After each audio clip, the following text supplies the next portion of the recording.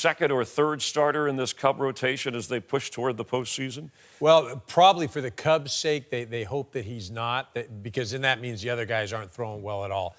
They got him for next to nothing. It's basically taking a flyer, come on over, let's see if the change of scenery, putting you in a pennant-winning or pennant-chasing situation, right. You know, how are things going to change? And look, he's playing for one of the top teams in all of baseball, so his performance should be elevated. The Cubs have nothing to lose. They really don't. I know you were in a situation where you kept hearing when you were pitching, hey, I might get traded. Hamels said that was going on. Even as a veteran, you try to block it out, but he was relieved, and he looked comfortable tonight. Yeah, he definitely looked on the same page with Contreras, and Contreras does a good job of game calling. So after the first stealing, they got on the same page, and they got settled in. But it's a lot of pressure. It's a lot of pressure on your family when you hear your name swirling around. You're even on the mound thinking, is this my last day pitching in the Rangers uniform? Now he's settled in a contender. He's a World Series MVP. He has a chance to audition and show the brass that he can pitch in the postseason run. Did a hell of a job so far. Yeah, we'll see when he pitches for his home team at Wrigley how that holds up.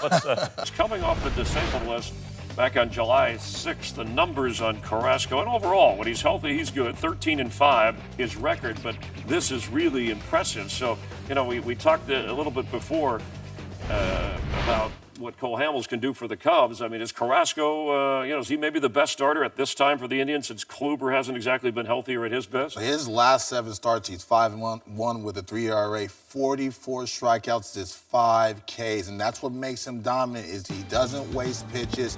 He attacks the strike zone with all his repertoire of pitches, and he works at a phenomenal pace, so that's why you see great defense behind him.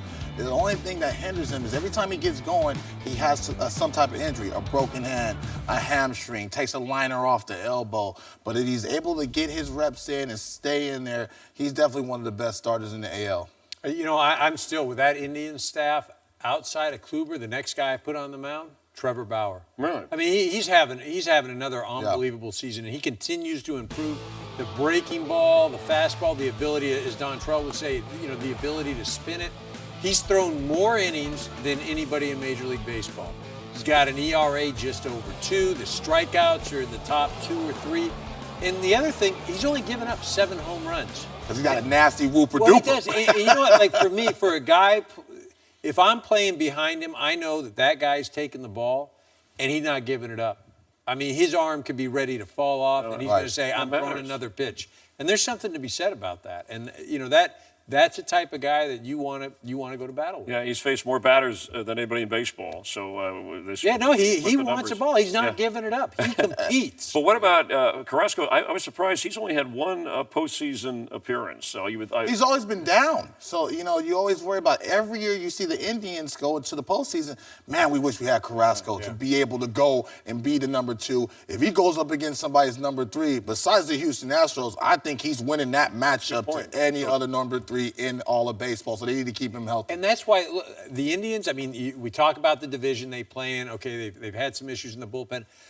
Kluber, Bauer, Carrasco. Good luck. And then Lindor, and as you'd like to say, Ramirez, who's on our highlight bag. It's like the Ramirez show every night. And if you get, with Brad Hand, you get Miller healthy in the bullpen. Now you can play the matchup, too. That's they're already They are not fun. They're not fun to play against. Now they have a 10-game lead after that win tonight in the AL Central.